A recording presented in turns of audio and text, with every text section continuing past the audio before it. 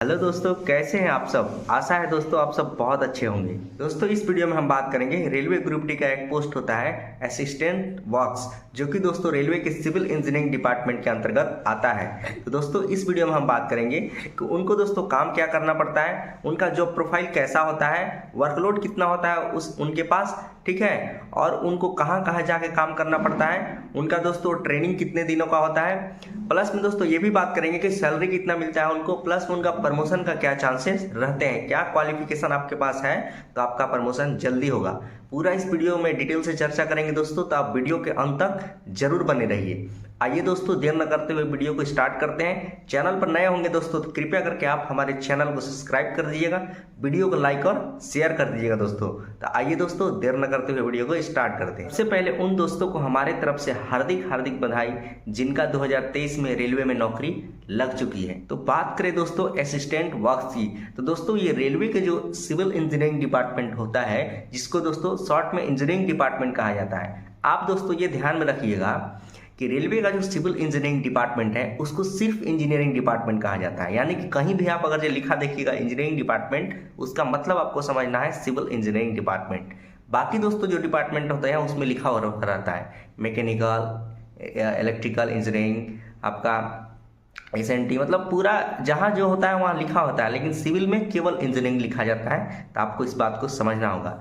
तो जो assistant works होता है दोस्तों वो रेलवे के इंजीनियरिंग डिपार्टमेंट के अंतर्गत आता है, यानी कि सिविल इंजीनियरिंग डिपार्टमेंट के अंतर्गत आता है। इन लोगों का दोस्तों फाइनल जो है डिग्री और मेडिकल के बाद पैनल आ गया होगा, वो दोस्तों अब ज्वाइनिंग लेटर का इंतजार कर रहे होंगे और उनको पता चल गया होगा कि हमें कौन सा डिपार्टमेंट मिला है। और दोस्तों जो जिनका पैनल नहीं आया है उनका भी पैनल जल्दी ही आ जाएगा, आपको घबराने की ज़रूरत नहीं है। अब जो ये जो मार्च है ना, मार्च लास्ट तक सभी का पैनल जो है आ ही जाएगा, ठीक है। एक हफ्ते के अंतर्गत सभी का पैनल आ जाएगा लगभग, मतलब अप्रैल के फर्स्ट वीक तक लगभग सभी जो जोन है उनका पैनल आ जाएगा। इसके बाद दोस्तों ज्वाइनिंग लेटर आना स्टार्ट हो जाएगा और अप्रैल तक जो है ज्वाइनिंग लेटर भी सभी जोन का आ जाएगा। और हमको लगता है कि मई में ज्वाइनिंग सभी जोन का कंप्लीट हो जाएगा, ठीक है।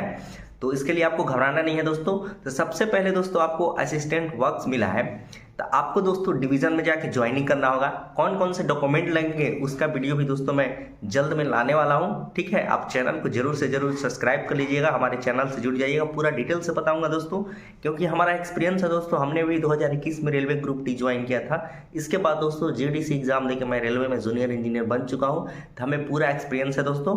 आप हमारे चैनल के साथ जरूर जुड़िएगा, पूरा आपको 100% फैक्ट जानकारी मिलेगा।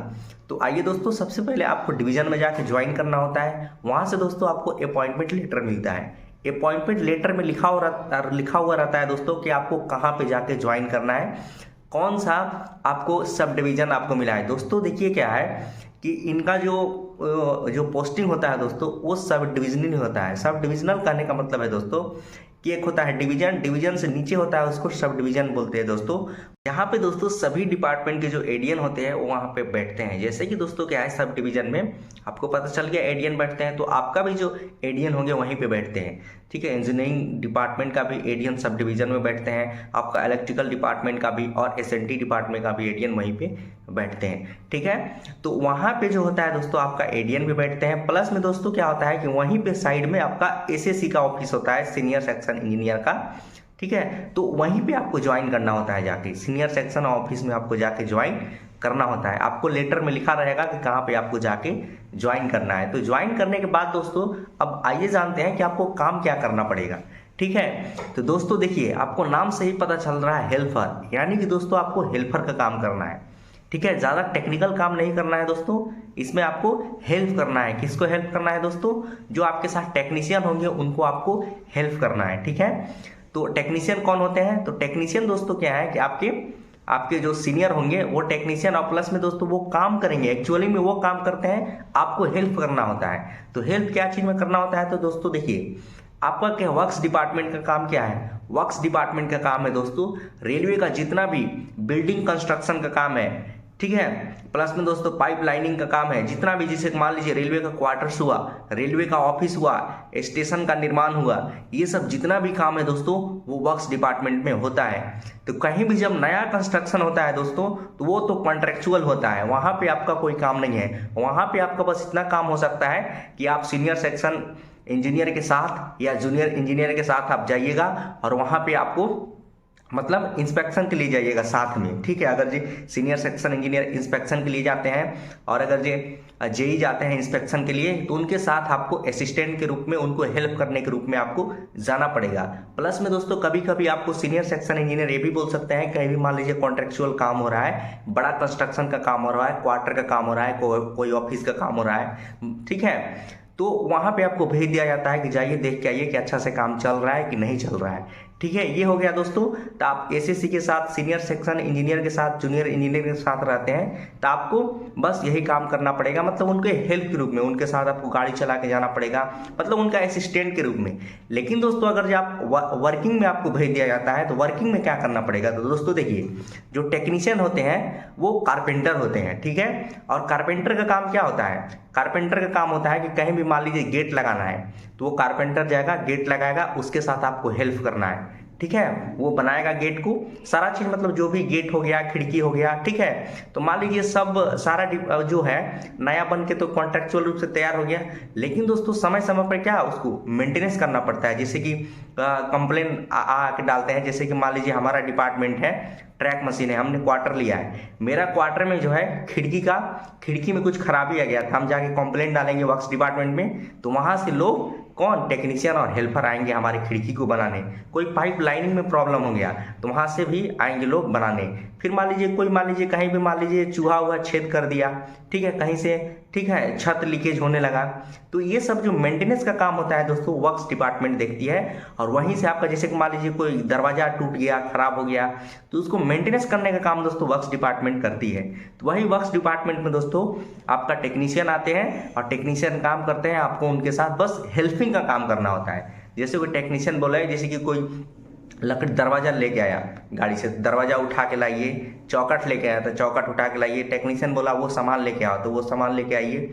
मतलब आपको क्या करना है कि टेक्नीशियन जो बोलेगा वही आपको काम करना है। साथ में मान लीजिए दरवाजा लगा रहा है, ठीक है, तो धर पकड़ इधर उधर काम आपको करना है। यानी कि दोस्तों कॉन्ट्रेक्चुअल बेसिस पे क्या होता है, मतलब स्टेशन का निर्माण हो गया, ठीक है, ऑफिस का निर्माण हो गया, क्वार्टर का निर्माण हो गया, सारा चीज का निर्माण हो गया, फिर उसके मेंटेनेंस के लिए दोस्तों आपकी जरूरत पड़ती है टेक्नीशियन का और हेल्पर का, तो वहीं पे दोस्तों आपका काम होता है।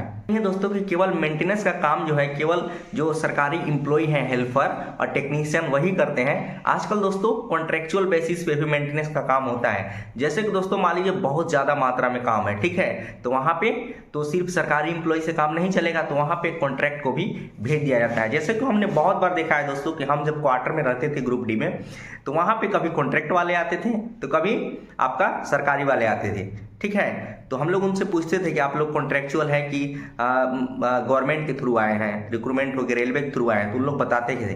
तो कभी आते थे गवर्नमेंट वाले, कभी आते थे कॉन्ट्रेक्चुअल। इसी से हम लोगों को भली भांति है पता है दोस्तों। तो टेक्नीशियन में आपके कारपेंटर होते हैं, वही कारपेंटर के आपको हेल्प करना होता है।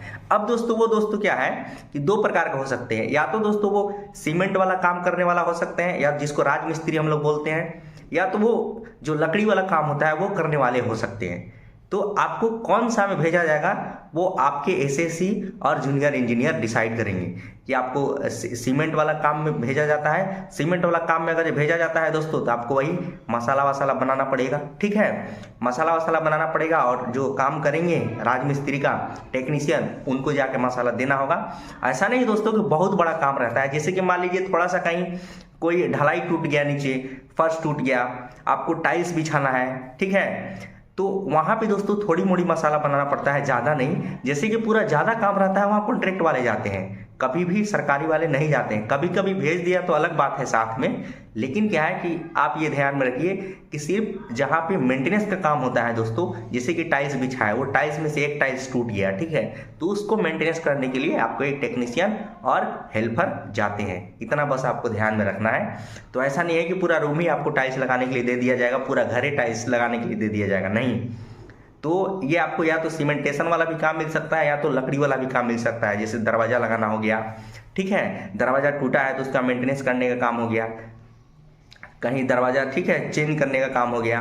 तो ये दोस्तों बीच बीच में जो भी शिकायतें आती है, जो स्टाफ रहते हैं क्वार्टर में, ऑफिस की तरफ से, स्टेशन की तरफ से, उसको जाके दोस्तों ठीक करने का काम होता है वर्क्स डिपार्टमेंट का, जिसमें दोस्तों टेक्नीशियन जाते हैं और आप हेल्पर जाते हैं। तो आपको काम भली भांति पता चल गया होगा दोस्तों कि क्या काम होता है, ठीक है। और दोस्तों क्या होता है कि देखिए आपको इसमें टीए भी बन जाता है, महीना में 10 दिन 15 दिन का तो टीए कंफर्म बनना है, क्योंकि दोस्तों आप हेड क्वार्टर से हमेशा लगभग बाहर ही जाते हैं। क्योंकि दोस्तों एक जो सब डिवीजन में आपकी पोस्टिंग होती है, एक सब डिवीजन के अनुसार दोस्तों एक सब डिवीजन में लगभग 3 से 4 सेक्शन आते हैं, 3 सेक्शन तो मान ही लीजिए, ठीक है, 3 सेक्शन आते हैं दोस्तों।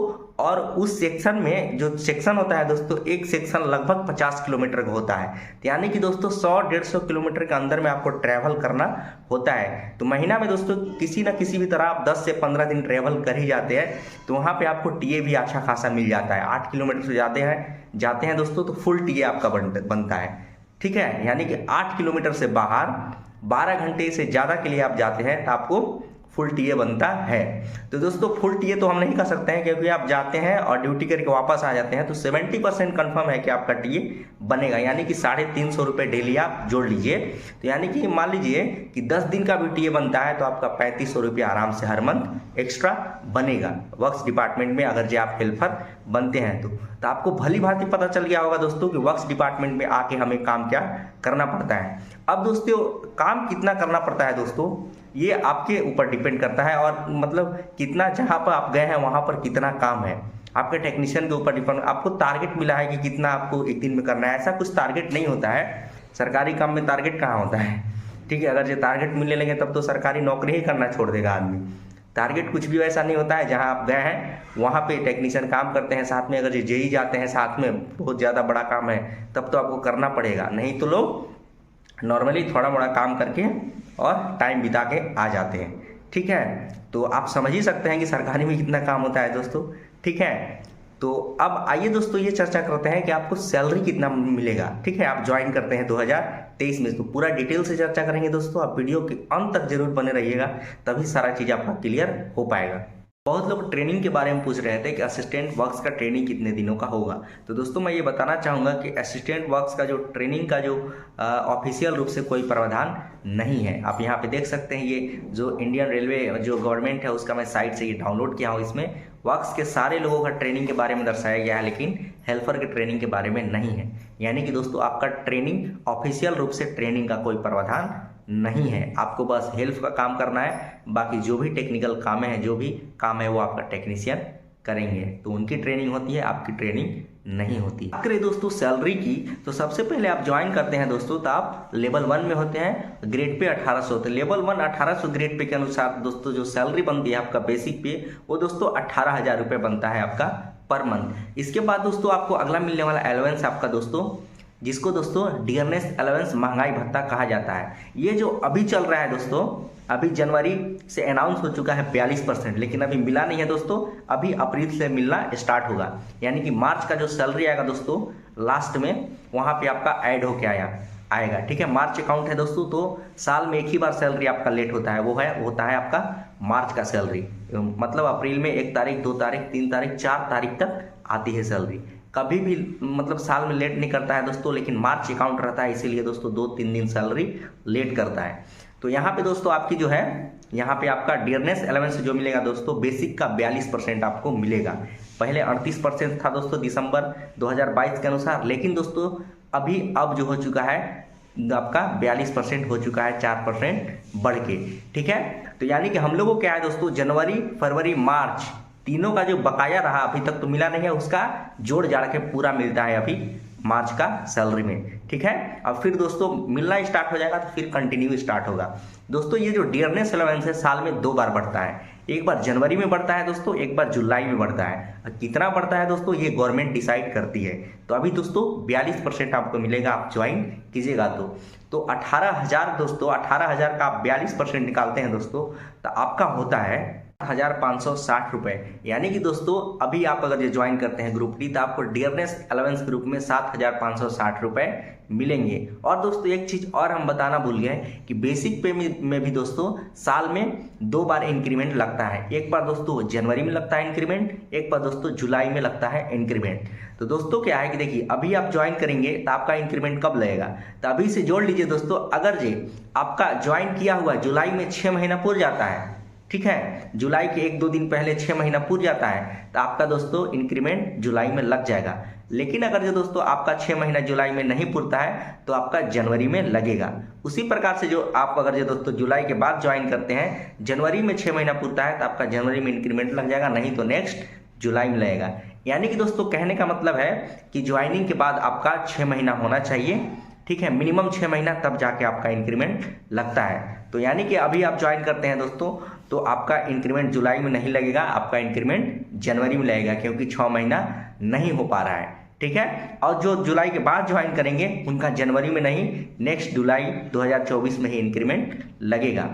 तो बेसिक पे में भी जो हर साल है वो 3% का इंक्रीमेंट होता है। और दोस्तों बेसिक पे में ऐसा नहीं है कि जुलाई और जनवरी बता दिए तो दोनों में होगा, नहीं, केवल एक में होगा, या तो जुलाई में होगा या तो जनवरी में होगा, ठीक है दोस्तों। कल मिलने वाला आपका अलावेंस है दोस्तों, वो है आपका HRA हाउस रेंट अलावेंस। ये दोस्तों अगर ये रेलवे आपको क्वार्टर्स अलॉट कर देती है तो वहाँ पे आपको ये अलावेंस नहीं मिलेगा। अगर ये रेलवे आपको क्वार्टर्स अलॉट नहीं करते हैं तो वहाँ पे आपको HRA मिलेगा सैलरी में ऐड करके।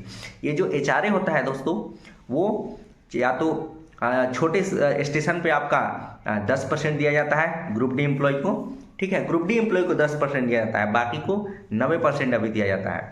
तो अभी दोस्तों 10% दिया जाता है, और जो मीडियम सिटी है वहाँ पे आपको 18% दिया जाता है, और बिग सिटी में दोस्तों 27% HRA दिया जाता है। तो आपको दोस्तों मतलब आपका जो पोस्टिंग होगा वो आपका तो मीडियम स्टेशन पर पक्का होगा पोस्टिंग, काहे कि आपको हम बताया ना कि इसका पोस्टिंग सब डिविजनल लेवल पे होता है। तो वहाँ पे दोस्तों आपका जो मान लीजिए HRA बनेगा दोस्तों वो 18% बनेगा। तो 18% के हिसाब से दोस्तों आप जोड़ लीजिए कि 18,000 का आप 18% निकालते हैं दोस्तों, आपका हो जाता है कितना, 3,240 रुपये। यानी कि 3,240 रुपये आपको HRA के रूप में मिलेंगे। मिलने वाला आपका अलावेंस है दोस्तों TPTA, जिसको दोस्तों ट्रांसपोर्ट अलावेंस कहा जाता है। यानी कि ड्यूटी आने जाने में जो भी आपका खर्चा हुआ दोस्तों, पेट्रोल खर्चा, गाड़ी भाड़ा, उसके लिए रेलवे आपको हर मंथ TPTA के रूप में देती है। तो ये जो मिलता है दोस्तों वो दोस्तों आपका ये भी सिटी के अनुसार डिपेंड करता है और महंगाई के अनुसार डिपेंड करता है। ये दोस्तों आपका अगर ये छोटे स्टेशन पे छोटे सिटी में पोस्टिंग है तो आपका दोस्तों 900 प्लस 900 का, जितना भी महंगाई भत्ता चल रहा है, 900 प्लस 900 का 42% आपको मिलेगा। मीडियम बड़े सिटी में है तो 1300 प्लस 1300 का 42% आपको मिलेगा। तो आपका पोस्टिंग दोस्तों मीडियम सिटी में रहेगा तो वहाँ पे दोस्तों आपका 1300 प्लस 1300 का 42% मिलेगा। तो 1300 प्लस 1300 का 42% निकालते हैं तो आपका होता है दोस्तों 1846 रुपये। यानी कि दोस्तों आपको TPTA के रूप में हर मंथ 1846 रुपये आपको मिलेंगे। अगला मिलने वाला अलावेंस है दोस्तों आपका ट्रैवलिंग अलावेंस, जिसको दोस्तों TA कहा जाता है। थोड़ा सा हमने वीडियो के बीच में चर्चा किया था दोस्तों कि आपकी ड्यूटी जो है, अगर जो आप 8 किलोमीटर से बाहर जाते हैं, आप अगर जो 8 घंटा से कम के लिए जाते हैं तो आपको दोस्तों मिलता है आपको 50%, ठीक है। 8 घंटा से ऊपर जाते हैं और 12 घंटा से नीचे तो आपको मिलता है 70%, और 12 घंटा से ऊपर के लिए जाते हैं तो आपको मिलता है 100%। तो आप दोस्तों कम से कम तो आप 8 घंटा से ऊपर जाएंगे ही जाएंगे, ठीक है, 12 घंटा से ऊपर तो नहीं, लेकिन 8 घंटा से ऊपर जाएंगे ही जाएंगे 8 किलोमीटर के बाहर, जैसा आपको मैंने काम बताया, ठीक है। तो वहाँ पे दोस्तों आपका 10 दिन का TA मिनिमम तो बन जाना है। तो 10 दिन का TA आप जोड़ते हैं दोस्तों 70% के हिसाब से तो आपका दोस्तों यहाँ पे 3500 रुपये आती है। तो यहाँ पे दोस्तों हम 3500 रुपये ऐड कर लेते हैं। ये दोस्तों किसी का बढ़ भी सकता है, घट भी सकता है, जितनी दिन की उनकी ड्यूटी होगी TA वाला बाहर जाके उतना दिन उनका एक्स्ट्रा होगा, और कम होगा तो फिर कम होगा, ठीक है। तो मैं दोस्तों यहाँ पे 3500 रुपये ले रहा हूँ, ठीक है। तो इन सब टोटल सैलरी को हम ऐड करते हैं दोस्तों तो आपका हर मंथ सैलरी हो जाती है 34,146 रुपये। यानी कि दोस्तों अगर आप रेलवे में असिस्टेंट वर्क्स के रूप में ज्वाइन करते हैं रेलवे ग्रुप डी में तो आपको दोस्तों मंथ में 34,000 प्लस रुपये लगभग आपको मिलेंगे हर मंथ। दोस्तों कम भी हो सकता है दोस्तों, ज़्यादा भी हो सकता है, क्योंकि इसमें मैंने TA ऐड किया है। तो तो टीए आपको दोस्तों हर मंथ आपको मैंने 10 दिन ऐड किया है, तो आपको दोस्तों थोड़ा कम भी हो सकता है और 10 दिन से ज़्यादा भी हो सकता है, तो ये आप देख लीजिएगा। ठीक है दोस्तों, बात करें दोस्तों ड्यूटी आवर की, तो दोस्तों देखिए इसमें ड्यूटी आवर के बारे में दोस्तों थोड़ा सा कहा नहीं जा सकता है, क्योंकि दोस्तों इंजीनियरिंग विभाग में, रेलवे का जो इंजीनियरिंग विभाग है जिसको दोस्तों सिविल इंजीनियरिंग विभाग कहा जाता है, उसमें दोस्तों बहुत ज़्यादा काम रहता है। ठीक है, तो यहाँ पे दोस्तों मान लीजिए कहीं आप जाते हैं किसी का क्वार्टर बनाने, तो हो सकता है दोस्तों आप 9-10 बजे गए तो वहाँ पे शाम भी हो सकता है काम करते करते। वो आपके ऊपर डिपेंड करता है कि आप कितना स्पीड में काम करते हैं, आपका जो टेक्नीशियन साथ में गए हैं वो कितना स्पीड में काम करते हैं। तो इतना जान लीजिए दोस्तों कि आप अगर जो अपना हेड ऑफिस से बाहर निकल गए तो शाम तक आपका बीतने वाला है।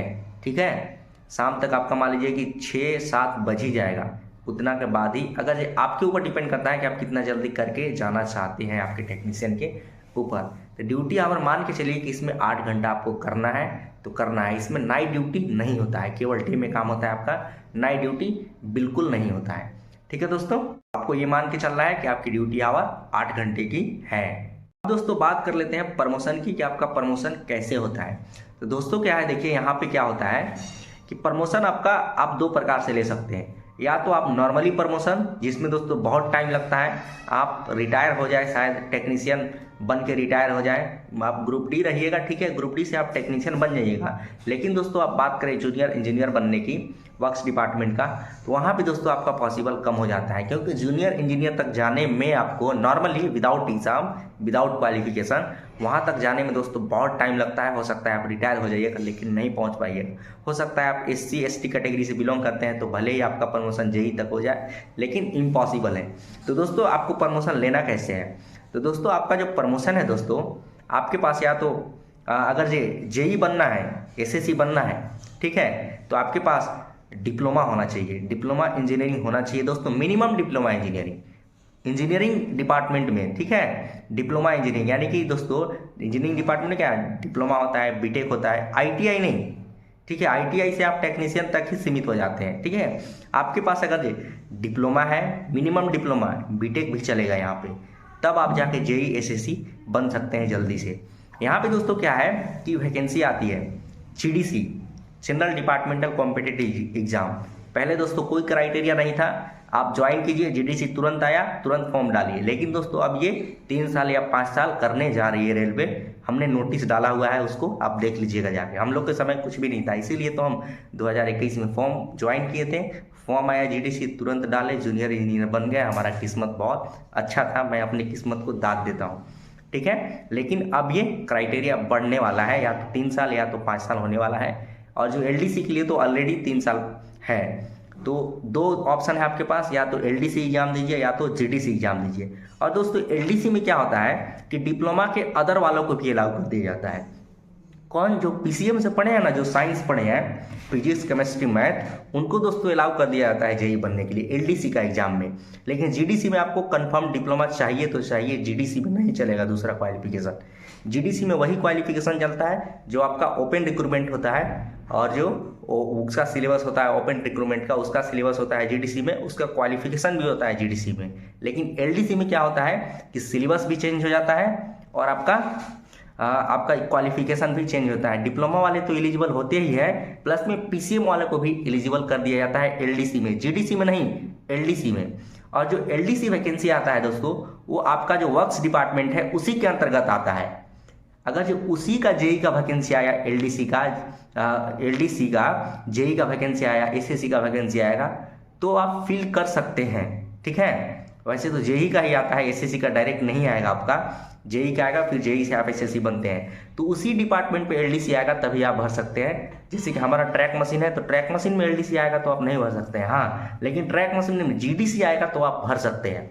बहुत लोगों का ये कंफ्यूजन है दोस्तों, बार बार कमेंट आता है, हर वीडियो में मैं डिटेल से बताने की कोशिश करता हूँ, लेकिन लोग समझते नहीं है। बस सीधा आप ये समझ लीजिए कि JDC में सभी डिपार्टमेंट वाले अलाउ होते हैं, लेकिन LDC में जिस डिपार्टमेंट में LDC आया उसी डिपार्टमेंट के लोग केवल भर सकते हैं। बस आप इतना ध्यान में रखिए दोस्तों। अगर जो आप असिस्टेंट वर्क्स के रूप में आप काम करते हैं वर्क्स डिपार्टमेंट में अपना, तो आपके वर्क्स डिपार्टमेंट में JEE SSC बनने के लिए आपको LDC एग्जाम देना पड़ेगा, ठीक, और GDC से भी आप बन सकते हैं। ठीक है। लेकिन दोस्तों अगर मान लीजिए आपको स्टेशन मास्टर बनना है, गुड्स गार्ड बनना है, हमारा डिपार्टमेंट में जूनियर इंजीनियर बनना है, ट्रैक मशीन में एसएनटी में जूनियर इंजीनियर बनना है, इलेक्ट्रिकल में जूनियर इंजीनियर बनना है, आपको गुड्स गार्ड बनना है, क्लर्क बनना है, तो सब के दोस्तों अपना डिपार्टमेंट से बाहर निकलने के लिए या तो आपको ओपन रिक्रूटमेंट वाला एग्जाम देना होगा या तो जीडीसी वाला एग्जाम देना होगा, ठीक है।